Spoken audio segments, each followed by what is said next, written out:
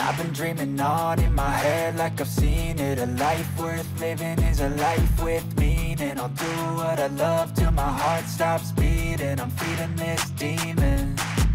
Got a taste, can't erase bitterness in my face. Work a job every day till your dreams fade away. Like a card, never change, play the game that we say. I need a break. I'm staying strong, need to move on to be what I want. I'll keep dreaming on. I'm staying strong, need to move on to be. Здравейте, приятели!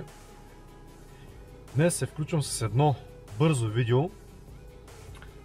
Ще си поговорим малко за фондовата борса и за инвестиции на фондовата борса. Както знаете, от началото на годината до сега фондовата борса се срива. Абсолютно всичко, каквото сте заложили на фондовата борса, повечето компании, говоря в глобален мащаб, се сриват. Говоря за американски, други компании не гледам, с изключение на Alibaba, както и да е. Какво да правим по време на криза? Как да управляваме финансите си, ако сме си отворили eToro акаунт, как да постъпим, какво да правим?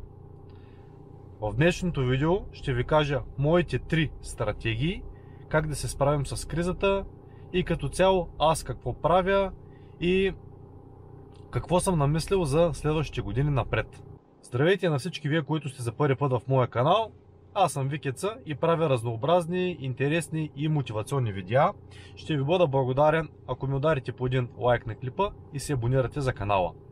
Така, 3 стратегии по време на криза, какво трябва да правим. Най-важното нещо, първото е да определим за какъв период от време ще влагаме нашите инвестиции.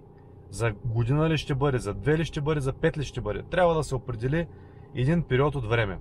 Другото, което е важно като втора стратегия е какви пари сме готови да заложим, съответно да спечелим от тях или да загубим.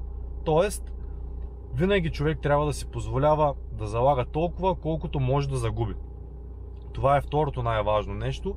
И третото най-важно нещо също е да имаме определена стратегия, която да я поддържаме. Тоест, лично аз съм определил, че всеки месец по $200 ще слагам в моята сметка в eToro и с течение на времето ще залагам в определени компании, в които при цена на момента.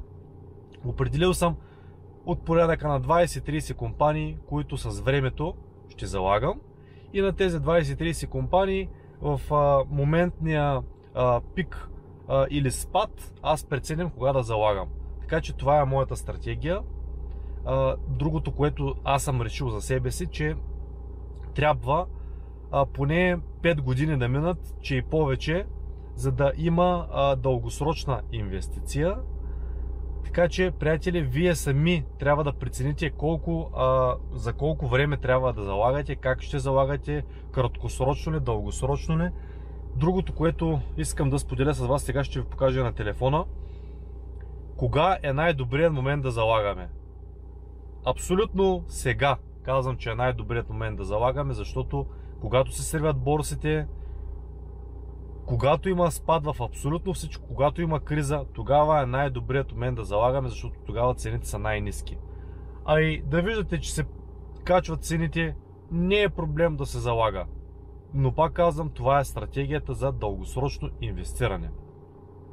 Така че, приятели, това са 3 стъпки, които трябва да се определят за инвестирането и трябва да си ги поддържате, независимо какви са обстоятелствата, независимо как е света, има ли война, няма ли война, какво се получава. Така, да се прехвърлим направо към моя телефон, за да ви покажа. В предния ми клип бях писал, че имам $900. Това беше, мисля, че около ноември месец миналата година. Тази година вече може да видите, само секунда, така, само секунда да покажа за 6 месеца. Ето, може да видите скалата, как всяка точка е, че съм залагал по $200. И може да видите как реално скалата пада. И в момента съм на едни, само секунда да покажа, Така, в момента съм на едни $300 към момента печалба. До преди няколко седмици даже печалбата ми беше някъде около $60-70. Така че, приятели, аз съм готов дори и в следващата година, 2, дори и 3. Мога да бъда няколко години на минус, но ще продължа да слагам всеки месец тази сума, която съм си определил. Така че, приятели, мога да ви посъветвам, ако искате, може да ме последвате в eToro. Там доста неща споделям, нали, какви инвестиции правя, как ги правя, колко често ги правя и така нататък. Абсолютно всичко в реално време го споделям. Така че, приятели, показах ви в реално време как реално печалбата от $900 вече е $300, т.е. намаля, дори пак казвам, че беше по-малко. Пак казвам, аз не се притеснявам от това нещо. Дългосрочно инвестирам, така че това го казвам за всички тези приятели, познати, които ми питат какво да правим във времена на криза. Хора, вземайте някакви спестявания или съответно, ако нямате, заделяйте по някой лев от заплатата и слагайте на компании, които са сигурни. Ако не знаете кои са сигурни компании, може да погледнете в моето портфолио.